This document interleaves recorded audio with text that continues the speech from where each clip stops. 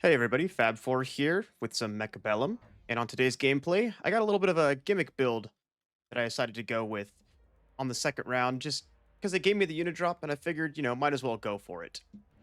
My opponent here is going with a Saber-Tooth Specialist, and I'm playing a Fortified Specialist, starting off with a couple Sledgehammers and some Arc Lights. Opponent having Marksmen with Mustangs, and you decide to pick up some crawlers to place in front of Mustangs. It's a pretty common strategy right here to kind of just put something in front of them so that the Mustangs can kind of take care of the enemy. I actually decided to pick up the Marksman just to deal with his own Marksman as well, because I have decent chaff clear with the Arc Lights and the Sledgehammers. And I decided to do a little bit of a setup just right in the front to kind of just push through. And we can already see now that once the Marksmen take out these other Marksmen, the Saber-Tooths are able to, or sorry, the Sledgehammers are able to take out the Mustangs. And then my troops are just going to push on through and claim the tower on the left.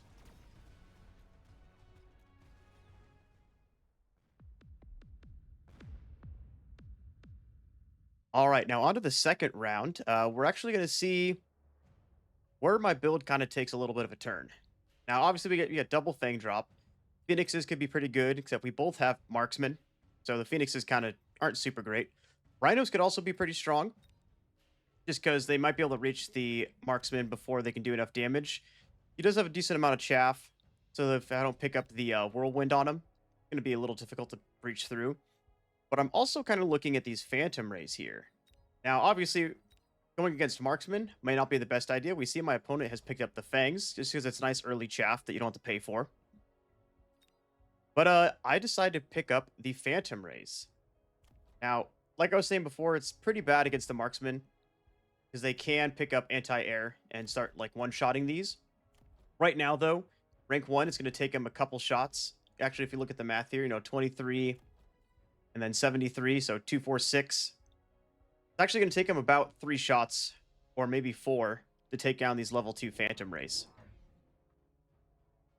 Now, I do decide to pick up just some more Sledgehammers and some Fangs as well to kind of set up my front line. Because I could start just building more Phantom Rays right away. But the problem is, if I don't have a good front line, then these will kind of just run into more of his chaff or other units, and they're not going to be able to start heading in and taking out the larger units.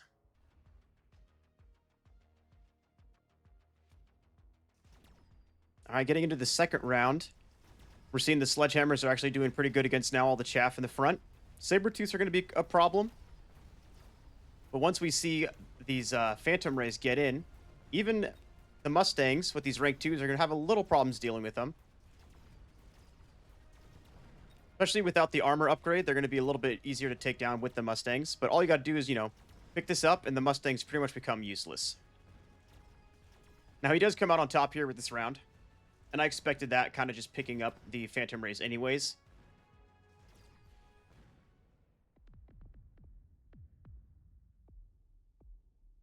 On to the third round. We just get some card drops here.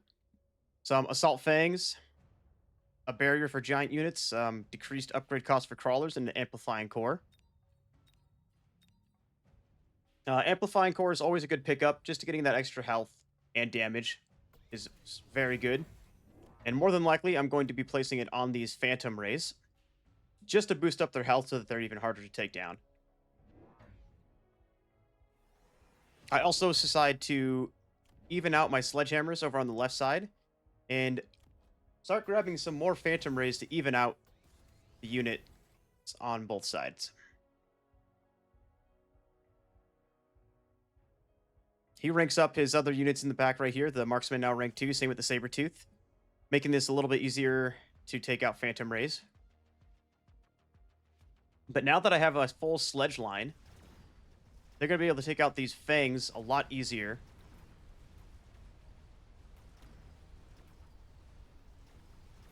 Phantom Rays are still going to have a little bit problem taking care of the Mustangs and the Sledgehammers just because they don't have good defense against his units right now. But that's going to be changing here pretty quick.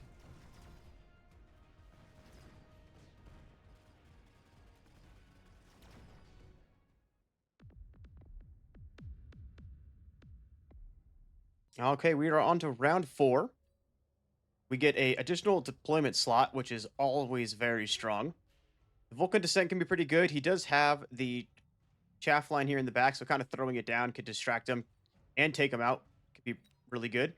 We get another Assault Fang, which is kind of interesting. It really wants us to maybe just go Assault Fang, and a extra powerful shield. Now for me, I think I already have a plan set in mind after getting the Phantom Rays. And as you can already see, I'm now just going to start doing triple Phantom Rays. Now you'd think that it'd probably be a good idea to start maybe picking up tech for them as well, since they're kind of weak against the Mustangs. The other thing is he has not picked up more Mustangs either. He only has the 2.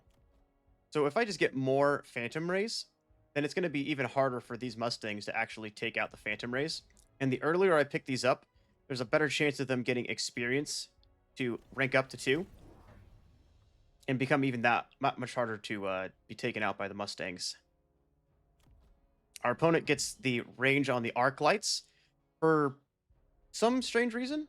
I don't really have any chaff here, just some sledgehammers with literally 1 pack of fangs.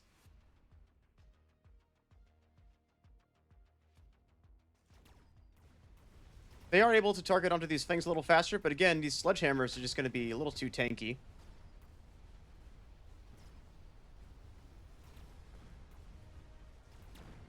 And now I think we actually get to see the Phantom Rays do a little bit more work.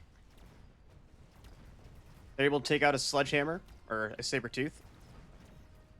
And the ones on the right are actually starting to take out the Mustangs a little bit better as well.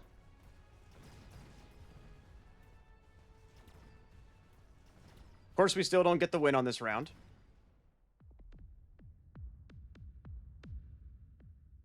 But now on this round, I think our game plan is now going to start taking effect. The Iron Blast is going to be probably scary to deal with. Getting the fortified Mustangs make them even tankier, which might be good for against my Phantom Race. That way I can't just start taking them out quickly. Another subsidized crawler, and we get assault melting points this time. We can see the opponent, he's going to pick up the Ion Blast.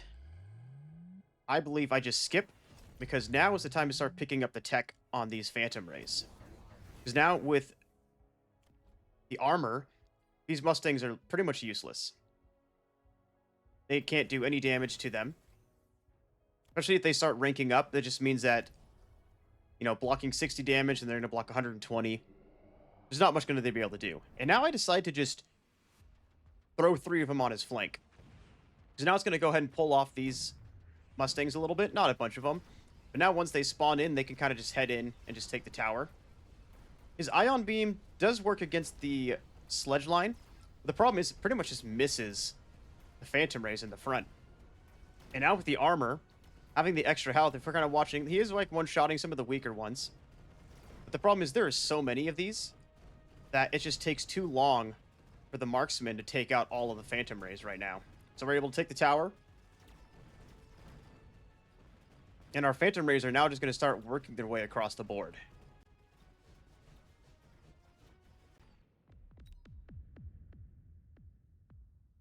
Alright, so it's still not looking super great for us. Doing a bit of a strange build, and it looks like my plan is kind of just going down the drain. Our opponent picking up a sticky oil bomb. Showing a photon emission, though. It's probably just because this is an expired replay, so some of these might be a little bit bugged. There is an Elite Wasp, which actually probably could have been the better pickup for him. If he got the Wasps and got anti-air, it'd probably take out the Phantom Rays, no problem. But getting the Rhino is great for me, because now I can place it behind, and it can just kind of wreak havoc on his back units and kind of just pull them off to the side again. And now I grab the next tech for my Phantom Rays, is Stealth Cloak. That way they can kind of get in closer and not be targeted as soon. Especially against these marksmen with the anti-air. Even if these get into range, they're not going to target them until they get pretty much right on top of them. Because this short range makes it so that they're able to get right on top and actually get maybe the first shot.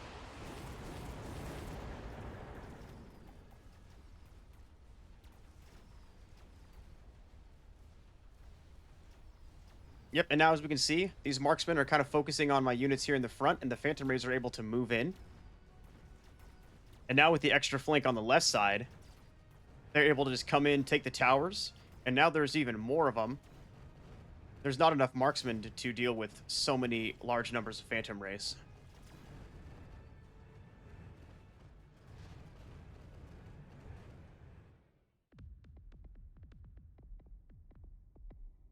On to round 7, we get another unit drop.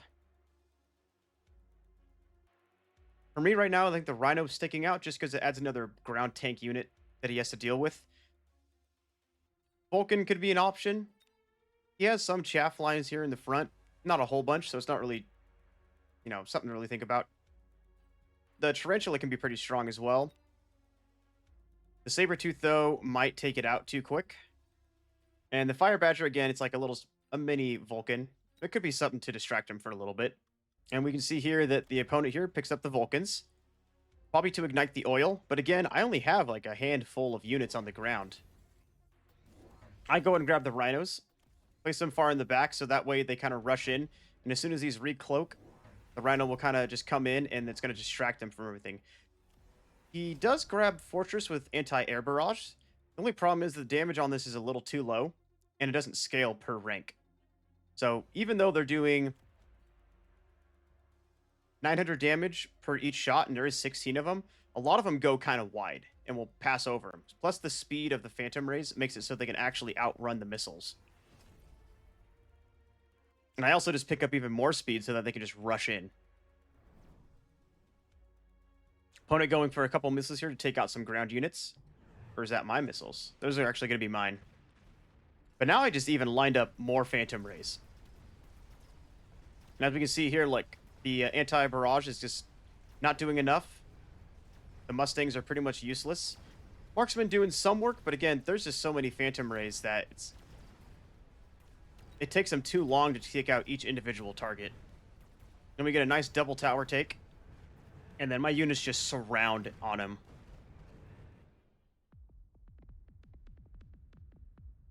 And that is going to be the win with just barely enough.